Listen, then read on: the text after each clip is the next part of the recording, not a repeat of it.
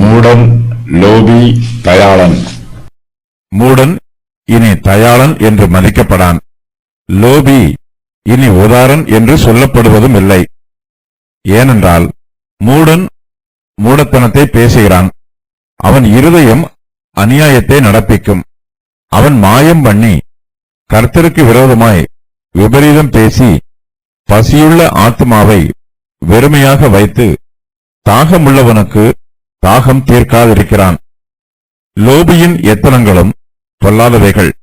ஏழைகள் நியாயமாய் பேசும்போது அவன் கள்ள வார்த்தைகளாலே எளியவர்களை கெடுக்கும்படி தீவினைகளை யோசிக்கிறான். தயாள குணமுள்ளவன் தயாளமானவைகளை யோசிக்கிறான். தயாளமானவைகளிலே நிலைத்தும் இருக்கிறான். ஜனங்கள் மத்தியிலே ஆவிக்குரிய மறுமலர்ச்சி ஏற்படும் போது அவர்களுக்குள் தெளிந்த சிந்தனை இருக்கும். அவர்கள் நன்மை தீமையை அறிந்திருப்பார்கள். எது நன்மை எது தீமை என்பதை புரிந்து கொள்வதில் அவர்களுக்குள் குழப்பம் இருக்காது. அவர்கள் இதுவரையிலும் இருளை வெளிச்சம் என்றும் வெளிச்சத்தை இருள் என்றும் நினைத்துக் கொண்டிருந்தார்கள். இப்போது அவர்களுடைய சிந்தை தெளிவடைந்திருக்கிறது. அவர்களுக்கு இருள் இருளாக தெரிகிறது, வெளிச்சம் வெளிச்சமாக தெரிகிறது. அவர்கள் இப்போது தெளிவாக பேசுகிறார்கள். உள்ளதை உள்ளது என்றும் இல்லாததை இல்லாதது என்றும் சொல்லுகிறார்கள். மூடன் இனி தயாளன் என்று மதிக்கப்படான். லோபி இனி உதாரன் என்று சொல்லப்படுவதும் இல்லை. பிரஜாதியாரின் ராஜாக்கள் அவர்களை ஆளுகிறார்கள். அவர்கள் மேல் அதிகாரம் செலுத்துகிறவர்களும் உபகாரிகள் எண்ணப்படுகிறார்கள். லூக்கா 22:25. இந்த பிரபஞ்சத்தில் மெய்யான ஞானம் வளரும்போது மனுஷருக்குரிய அந்தஸ்து கொடுக்கப்படும். அவர்களுடைய நற்கிரியைகள் அங்கீகரிக்கப்படும். ஜனங்கள் மத்தியிலே துன்மார்க்கருக்கு மதிப்பு இருக்காது. மூடன் மூடனாகத்தான் மதிக்கப்படுவான். லோபியும் லோபியாகத்தான் கருதப்படுவான்.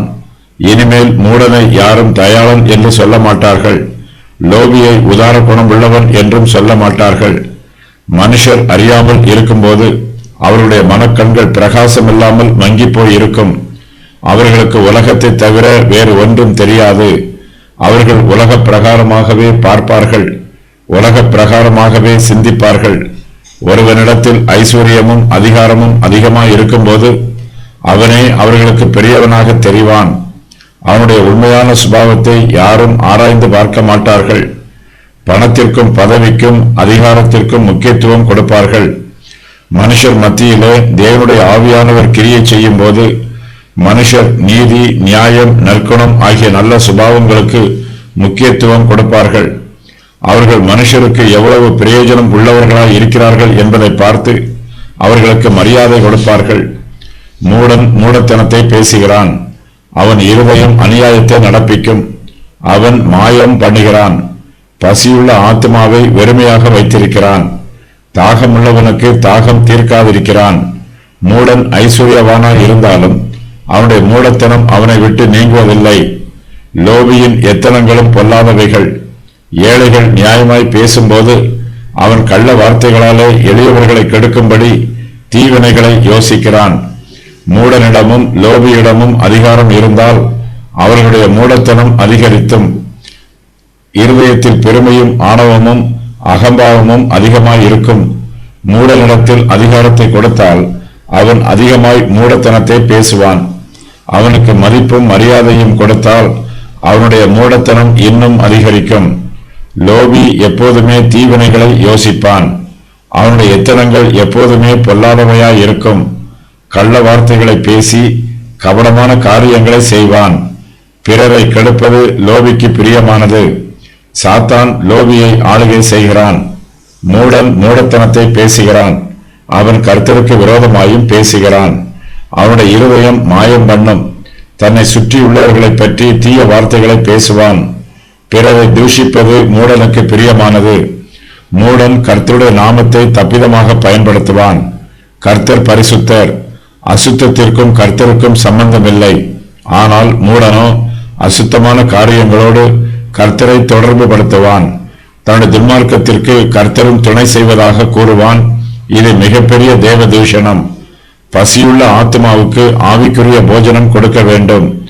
அவர்களுடைய தாகத்தை தீர்ப்பதற்கு தேவன் கொடுக்கும் ஜீவ தண்ணீரை அவர்களுக்கு பகிர்ந்து கொடுக்க வேண்டும். மூடனோ மாயம் பண்ணுகிறான். விபரீதமானதை பேசுகிறான். பசியுள்ள ஆத்மாவை வெறுமையாக வைத்து விடுகிறான். தரித்திரர் பசியாக இருக்கும்போது அவர்களுக்கு போஜனம் கொடுத்து அவர்களுடைய பசியை நீக்க வேண்டும். மூடனோ தரித்திரனுக்கு போஜனமும் கொடுக்க மாட்டான், அவனுடைய போஜனத்தையும் அபகரித்துக் கொள்வான். தாகமுள்ளவர்களுக்கு தாகம் தீர்க்க வேண்டும்.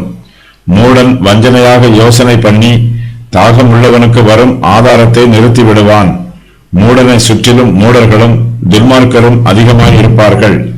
அவர்கள் மூடனுடைய துர்க்குணத்திற்கு பங்காளர்களாக இருப்பார்கள். மூடன் யோசிக்கிற தீமையான யோசனைகளை இவர்கள் நிறைவேற்றி தருவார்கள். மூடனுடைய கூட்டம் எப்போதுமே பெரிதாய் இருக்கும். அவனுடைய வேலையாட்கள் எல்லோருமே துன்மார்க்கராய் இருப்பார்கள். தயாள குணமுள்ளவன் தயாளமானவைகளை யோசிக்கிறான், தயாளமானவைகளிலே நிலைத்தும் இருக்கிறான். தயாள குணமுள்ளவன் ஞானமாய் கிரியை நடப்பிக்க வேண்டும். ஞானம் அவனை ஆளுகை செய்ய வேண்டும். தர்மம் பணியில் மதியீனமாய் செயல்படக்கூடாது. தயாள குணம் உள்ளவர்கள் தயாளமானவைகளில் நிலைத்திருக்க வேண்டும். பிறருக்கு உதவி செய்யும் போது ஞானத்தோடு உதவி செய்ய வேண்டும். நம்முடைய ஆஸ்தி, ஐஸ்வர்யம், சம்பத்து எல்லாமே கர்த்தரிடமிருந்து நமக்கு வந்திருக்கிறது. நம்முடைய துதிகளினால் நாம் கர்த்தரை கனம் பண்ணுவது போல நம்முடைய ஆஸ்தியினாலும் கர்த்தரை கனம் பண்ண வேண்டும். நாம் கர்த்தரை நம்பி நன்மை செய்ய வேண்டும். தமக்கு பயந்து தமக்கு கீழ்ப்படிந்து ஜீவிக்கிற பிள்ளைகள் மீது கர்த்தர் பிரியமாய் இருக்கிறார். தேவனுடைய கிருபையும் சமாதானமும் அவர்களுடைய உள்ளத்தில் தங்கி இருக்கும். துன்மார்க்கரின் கிரியைகள். மூடத்தனத்தை பேசுகிறான். அவன் இருதயம் அநியாயத்தை நடப்பிக்கும். அவன் மாயம் பண்ணுகிறான்.